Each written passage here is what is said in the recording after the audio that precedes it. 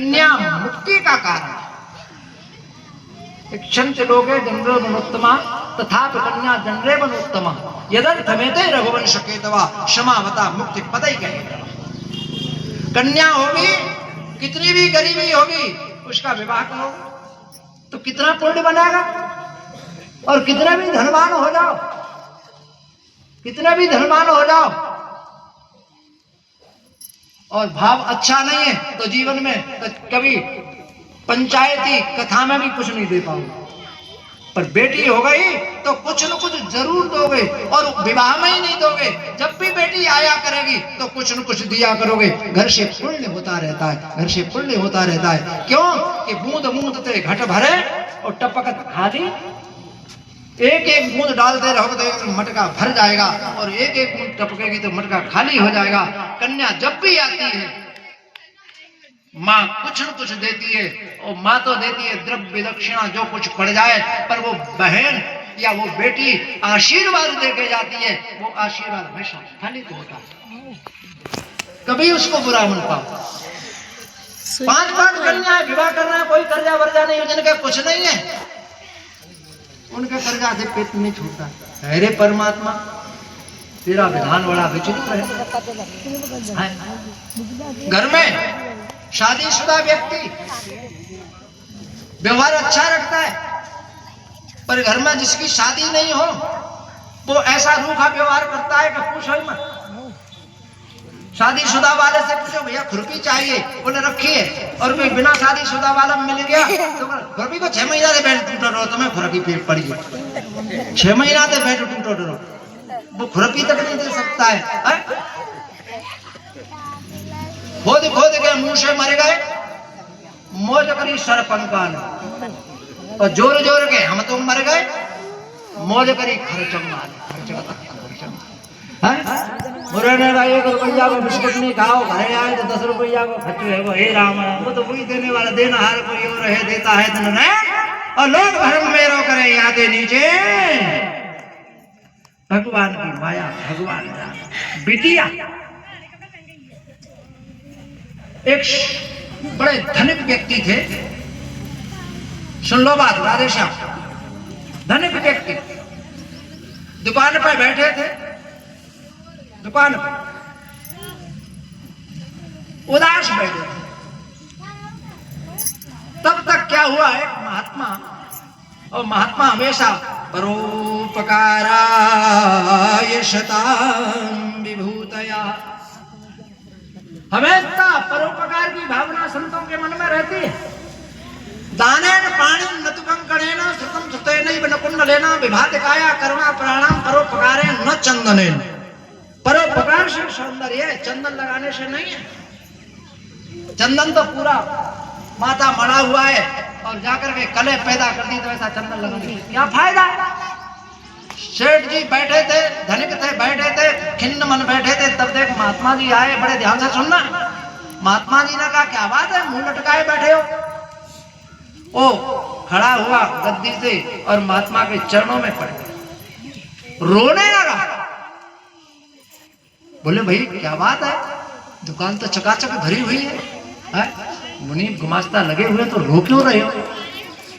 महात्मा के चरणों में पड़ करके वो व्यक्ति रोने लगा, कहने लगा महाराज मैं बड़ा अभागा हूं। बोले कैसे, ये मेरे कन्या नहीं है, मेरे कन्या नहीं है। श्रावण महीना आता है, कन्याओं को बुलाते हैं, कन्या घर में आती है, इधर इधर घूमती है, मिलती है सबसे, इतना प्यार लगता है।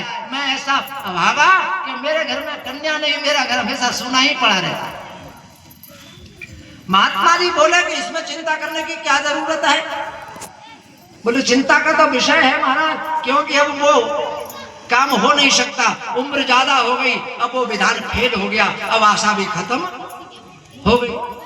बच्चों का भी एक समय होता है, कितने समय तक होना चाहिए, हमेशा थोड़ी होते रहे। मैं दुखी हूं, 3 बेटे हैं, मैंने काफी प्रभु से प्रार्थना की कि 2 बेटा 1 बेटी हो जाए, पर तीनों ही बेटे, 3 बहू बेटे हैं, घर में सुख संपत्ति है पूरी, और कृष्ण कृपा से मेरे घर में कोई नहीं मजबूरी। बहुत धनी परिवार है, पर मेरे कन्या नहीं। महात्मा ने कहा जरा खड़े हो। खड़ा हुआ, बाजार ले गए। बोले तुम बड़े मूर्ख हो, अरे जब ब्रज में रहते हो, बरसाने में रहते हो, और तुम कन्या के लिए रो रहे हो। वृषभान नंदिनी राधा रानी आह्लादनी शक्ति को ही अपनी बेटी बना लो। वो बोले ओहो, ये तो हमारे भाव में ही नहीं था। अरे साधारण कन्या जब इतना सुख दे सकती है तो वो कन्या कितना सुख दे पाएगी, इसलिए तुम अपनी राधा रानी को बेटी बना लो। जाकर के गए, चिट्टपट लाया गया, एक मंदिर में सजा दिया, और आज से सेठ जी ने उनको बेटी बना लिया।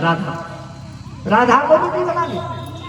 अब तो शाम को दुकान से आते हैं, जाते हैं, पूछते हैं बेटी क्या खाया, क्या खिलाया घर में भाभीयों ने।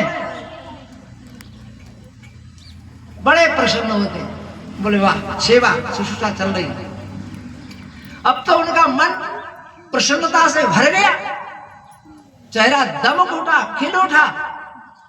एक दिन क्या हुआ कि उनके घर में चूड़ी पहनाने वाली आई। चूड़ी पहनाने वाली बहुआ ने चूड़ी पहनी, पहले छोटी ने पहनी, फिर दूसरे नंबर की ने पहनी, तीसरे नंबर बड़ी ने पहनी। तीनों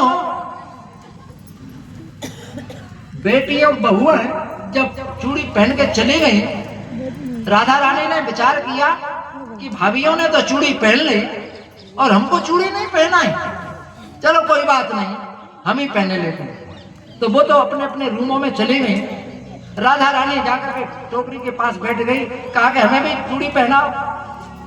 चूड़ी बेचने वाली वो मणिहारी राधा रानी के स्वरूप को देख करके स्तब्ध रह गई। बोले मैं सब जगह जाती हूँ, पर ऐसी बेटी मैंने, इतनी सुंदर बिटिया मैंने देखी नहीं। अब उसकी हिम्मत नहीं पड़ी कि तू कौन की बिटिया है, कहाँ से आई है, बड़े घर की बिटिया है, भाई होगी मामा की, चाचा की, फफोरी, इधर की उधर की कोई होगी। हिम्मत नहीं पड़ी, चूड़ी पहना दी। चूड़ी पहन करके राधा रानी अपने कक्ष में चले गई। मणिहारी पैसा लेने के लिए दुकान पे गई, कहा कि सेठ जी पैसा दो। बोले क्या चीज का? कि वो चूड़ी पहना के आई, तो ले जाओ। बोले कितने हुए वो? बोले महाराज अभी तक तो 3 को पहना दी थी, आज मैंने 4 को पहनाई, 4 के पैसे दो। सेठ जी बोला हमारे घर में 4 आदमी ही नहीं, 3 बहू हैं, 3 के ले जाओ, क्यों झूठ बोलती हो? बोले मैं जीवन में झूठ नहीं बोली और न बोलूंगी, 4 को पहनाया। बोले नहीं तुम 3 के पैसे ले जाओ और हम घर पूछेंगे, अगर 4 की व्यवस्था हुई तो तुम्हें पैसे दे दे। जाकर के सेठ जी भोजन पानी करके और शयन कर गए, हाथ जोड़ लिए। रात में राधा रानी प्रकट होकर के समक्ष खड़ी हो गई। कहा पिताजी आप झूठे हो। कैसे? कि वैसे तो हमको बिटिया बना लिया था, राधा बिटिया राधा बिटिया राधा बिटिया, और राधा बिटिया ने आज चूड़ी पहन ली तो तुमने मणिहारी को पैसे ही नहीं दिए। हिसाब लेने लगे, अरे उसने 4 के मांगे 4 के दे देते। इसका मतलब यह है तुम ऊपर से कहते हो बिटिया, भीतर से तो कहते नहीं। अपनी बहुओं के तो पैसे दे दिए, अपनी बिटिया के तो पैसे देने भूल गए। स्वप्न में आए वृषभान की कुमारी बोली नाता लगाए तात काहे बिसराया। या तो नाता नहीं बनाते और नाता बना लिया तो मुझे भूल गए। 3 बहू याद रही, बेटी नहीं याद रही। यही तुम्हारी भावना है। छोटा सा क्या खर्चा करा दिया, आप नट गए।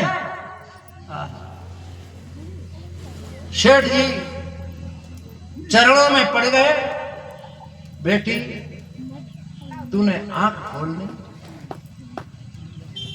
पैरों में पड़ गए, खड़े हुए, गाड़ी निकाली, जाकर के मणिहारी का दरवाजा खटकाया। रात के 11:30 बज रहे थे, मणिहारी निकल के आई। सेठ जी पैरों में पड़े। मणिहारी ने कहा क्या करते हो सेठ जी? बोले नहीं जो मैं कर रहा हूं उसको करने दो, करने दो। धन धन भाग तेरो मणिहारी, धन धन भाग तेरो मनिहारी। मैंने जलाई बनाई सुता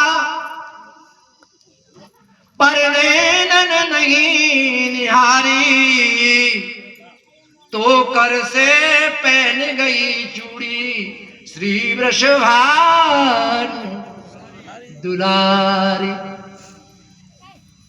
मैंने कभी उसको देखा नहीं, बेटी जरूर बनाया, पर तू कितनी भाग्यशाली है कि तेरे हाथ से मेरी बेटिया चूड़ी पहन के चली गई। धन धन भाग तेरो मनिहारी। संत महंत कोहुना जन्मो जा जग में संत महंत पुजारी। और चूड़ी पहन गई तो कर से श्री वृषभान। बोल राधा रानी मैया की। मनिहारी बोली कि मैंने बहुत चूड़ी पहना है सेठ जी, मैं इतनी गई गुजरी नहीं हूं कि तुमसे पैसे ले लूं। ये तो मेरा भाग्य खुल गया। और एक चूड़ी की तो बात क्या है, पूरी टोकरी ले जाओ।